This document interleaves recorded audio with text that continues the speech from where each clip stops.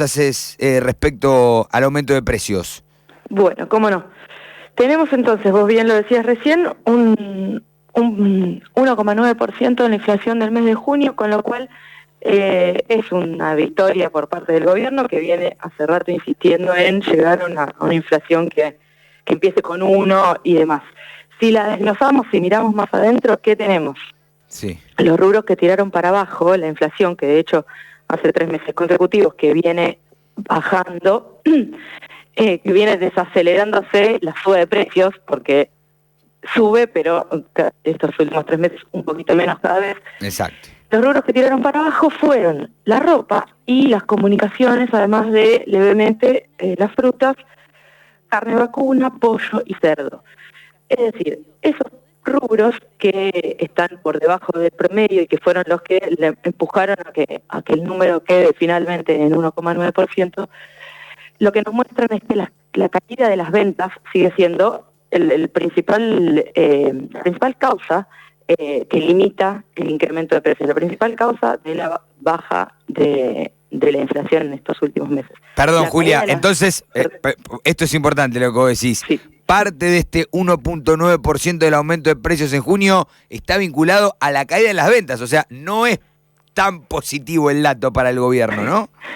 O para al menos para nosotros, para los argentinos. Entiendo que ellos lo van a mostrar como positivo, claro, pero visto desde nuestro lado, como consumidores y consumidoras, que es por eso que nos importa el índice de precios al consumidor, sí, sí, es preocupante porque tanto a niveles minoristas como mayoristas, comercio de barrio, supermercados, almacenes, todos esas cámaras de comercio muestran una caída en las ventas que no cesa, ¿verdad?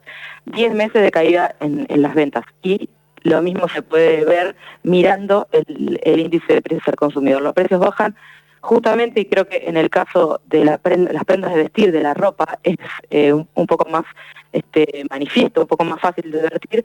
Los precios bajan porque la gente no está pudiendo comprar lo que necesita. Claro. Julia, y en ese sentido, en este último mes, vos decías, bajaron los precios de la carne, pero ahora para lo que viene, por ejemplo, para lo que va a ser la inflación de julio, uno ve que vuelve a aumentar la carne, aumentan los servicios, aumentan los alimentos que estuvieron por debajo de este 1,9% en promedio. ¿Se espera otro número similar o a partir de ahora puede volver a aumentar la inflación, también respecto de la suba del combustible? ¿Cómo es esto para el gobierno también? ¿Está tranquilo el gobierno de Milei? ¿Ve que hay una desaceleración que va a continuar? Una parte de esa tranquilidad la compran de la siguiente manera. Todavía no actualizaron los ponderadores para calcular la inflación, que eso estaba previsto para enero, fue anunciado, no fue realizado, hubo renuncias en el INDEC a raíz de ese cálculo, que, ¿por qué digo lo compran? Porque sí, ese nuevo cálculo de las ponderaciones del índice de inflación lo que nos mostraría es cuánto pesa realmente en los servicios y el transporte en nuestros gastos en relación a la suba de esos precios, y que es muy importante, es lo que pagamos de luz, de gas, de agua, de telecomunicaciones y de transporte. Y como eso se mantiene sin actualizarse, sí, ahí tienen un changüí de algunas centésimas que les permite comprar cierta tranquilidad, pero poca, porque de hecho si hubieran actualizado los ponderadores el mes de junio, digamos, la inflación no hubiera sido 1,9 sino 2%. Ahí no está, mucho, esto no que es decís, diferencia, pero claro, empezar con 1, empezar con 2. Ahí está, pero esto es importante lo que vos decís. Por ahora el gobierno no actualizó o no modificó este esquema para medir el IPC a través del INDEC, porque si no, las tarifas, los servicios impactarían más en la inflación. Exactamente, vos lo explicaste mucho más simple. No, está perfecto. Vos lo explicaste bárbaro, lo quería volver a decir, a comentar, porque me parece bastante importante esto que marcás. El gobierno tenía un nuevo esquema y evidentemente se dieron cuenta, están subiendo demasiado los servicios, esto nos va a terminar perjudicando. Y ahí se les presenta una paradoja que no es fácil de resolver. ¿Por qué? Porque el FMI les dice, chicos, en el último reporte, desregulen la energía desde el 2025, nos dicen eso, y eso es lo que están haciendo, y por lo tanto están eliminando los subsidios en general a todos los tipos de energía, y es lo que vemos reflejado en nuestras facturas. Perfecto. De la luz, del gas, y también del agua, pasa en parte con los combustibles, eso te traslada al transporte público. El FMI por un lado dice eso, desregular la energía, listo, entonces ahí están trabajando en eso, tratando de eliminar la ley de zona fría para otras regiones del país y demás.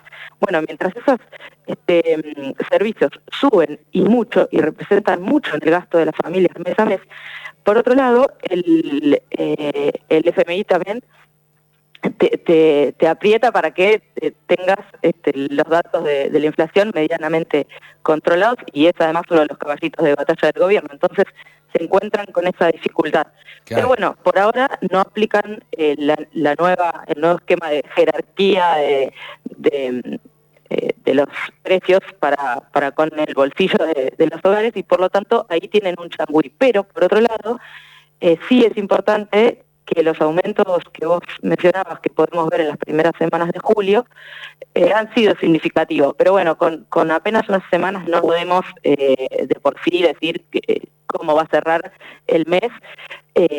Sí que los servicios regulados, lo que es la tarifa de la luz, del agua, del gas, ya están definidos los incrementos, ya empezaron en julio, y bueno, y esos van a pesar.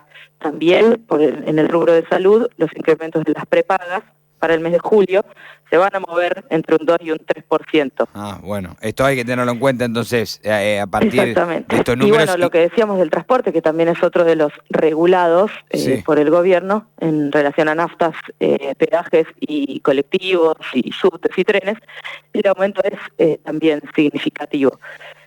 Hay uno que también es regulado, pero que se mueve un poco como se le canta, por decirlo en palabras técnicas, que es el de las telecomunicaciones. Ahí, en relación al mes de julio, habría un aumento de alrededor del 5%, dependiendo de la compañía, y el gobierno quitó una obligación que tenían anteriormente, que era el de informar sobre los aumentos. Por eso digo que se mueve un poco como se le canta. Perfecto. Ahí está. Bueno, Julia, la verdad, muy clarito. Te quería consultar. Estamos hablando con Julia Rigueiro. Ella es investigadora del CEPA. En relación a este número del primer semestre, que en total fue del 16,8%. ¿Esto se traduce, se refleja en el bolsillo de los trabajadores? Porque a raíz de este último número también se conoció que una familia tipo necesita más de 1,5 millones de pesos para no caer en la línea de la pobreza. Exacto.